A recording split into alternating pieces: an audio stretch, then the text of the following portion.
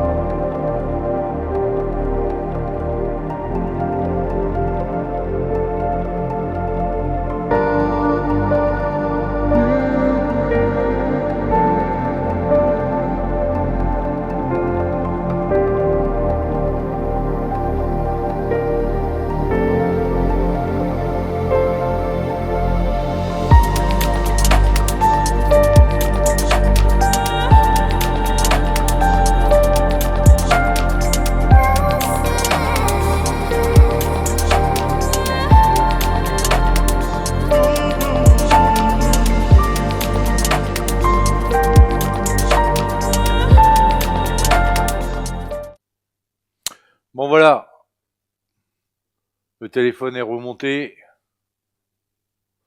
carte mère. Donc, problème d'alimentation, données importantes. Alors, avec le rebillage du CPU et de la RAM, le problème d'alimentation, il n'y en a plus. Tout simplement parce qu'il n'y avait pas la communication avec le CPU pour indiquer l'état de charge de la batterie. Et quand je dis que ça communique avec le CPU, tout simplement, quand il vous affiche le logo avec le pourcentage, c'est que ça passe bien par le CPU pour transmettre l'image de l'état de charge de la batterie. Donc on n'a plus de soucis. Je branche le câble.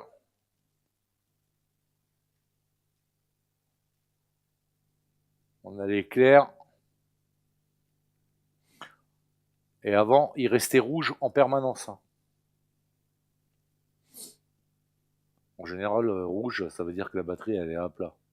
Ou il y a un défaut de batterie.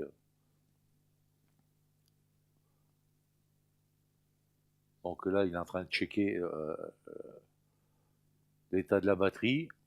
Et il va renvoyer l'information au CPU qui va nous afficher le pourcentage. Pour simplifier. Et voilà. Là, je peux pas avancer plus, le câble est pas assez long. On est à 43%.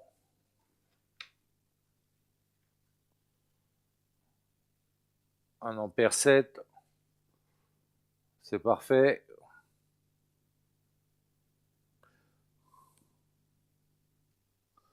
Allez, on débranche. Maintenant, on l'allume. C'est parti.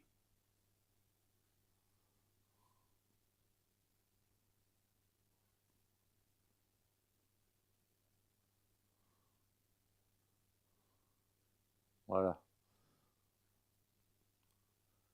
Le logo OnePlus, il était bloqué sur ce logo-là. Quand j'arrivais à 700 de consommation, 0,700 milliampères,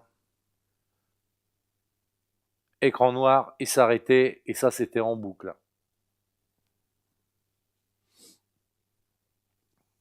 Avec alimentation stabilisée, branchée à la place avec le connecteur adapté à la place de la batterie, parce que la batterie, elle se rechargeait pas. Donc là, j'attends que le point rouge, bah voilà, il apparaisse. Les cercles qui tournent autour. Donc là, il est en train de charger le système de la mémoire flash.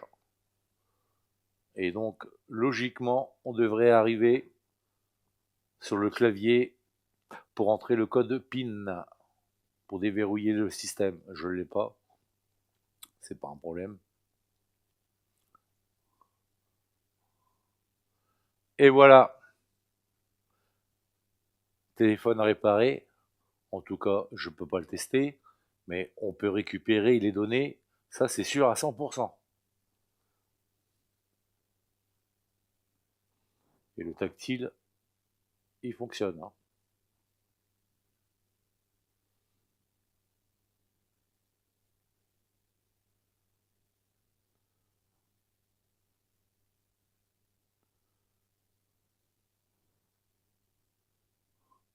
On va pas trop jouer avec le code PIN parce que on va finir par le bloquer. Ça fonctionne parfaitement. Pas de surchauffe. La consommation au repos, on était sur l'alimentation stabilisée. Je voulais regarder la consommation. On est à 0,96, 0,100 milliampères. Téléphone au repos comme ça, c'est nickel. Il n'y a pas de surconsommation. On va dire qu'il n'y a pas une fuite de courant euh, en court-circuit.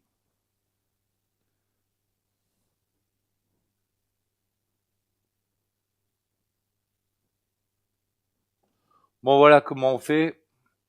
Par contre, pour les mémoires UFS sur les Android, alors ça c'est plus délicat à enlever, c'est plus délicat. Contrairement au nom des iPhones, les mémoires flash UFS, parce que je dis UFS parce qu'il n'y a plus que ça, les mémoires EMC sur téléphone, c'est fini depuis longtemps, hein. Donc quand je dis mémoire flash UFS, c'est crypté, hein. C'est pour ça qu'il faut les récupérer, réparer le CPU pour pouvoir avoir le décryptage. Là, j'en ai un autre, un Samsung S10 avec un problème de mémoire UFS. Il va falloir que je l'enlève, que je fasse une copie et la transférer sur une autre mémoire flash. Mais pour revenir, attention quand on chauffe les mémoires UFS pour les retirer, ça supporte moins la chaleur que les nantes d'iPhone. C'est bien plus fragile, hein. Donc ça, c'est une petite pratique à faire pour enlever les mémoires flash sans les abîmer, hein, sans les éclater, hein. Faut faire attention, hein.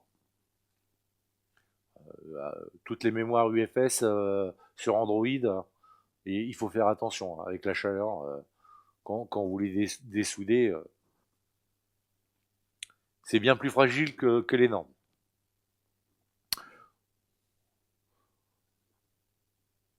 Voilà, pour celui-là, c'est terminé. Le client, il va pouvoir récupérer ses données.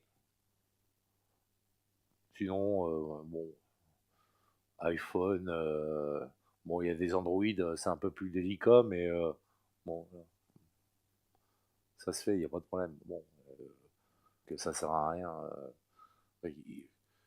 Micro-soudure, le départ de la micro-soudure, c'est savoir faire le diagnostic le plus juste du problème, le plus juste et le plus précis. Il y a certaines pannes, on ne peut pas être sûr à 100%, mais il faut s'approcher du plus réaliste du problème. S'approcher au plus proche du souci d'un téléphone ou n'importe quelle machine qu'on répare. Bon allez, pour celui-là c'est terminé. Je vous dis à la prochaine et ciao.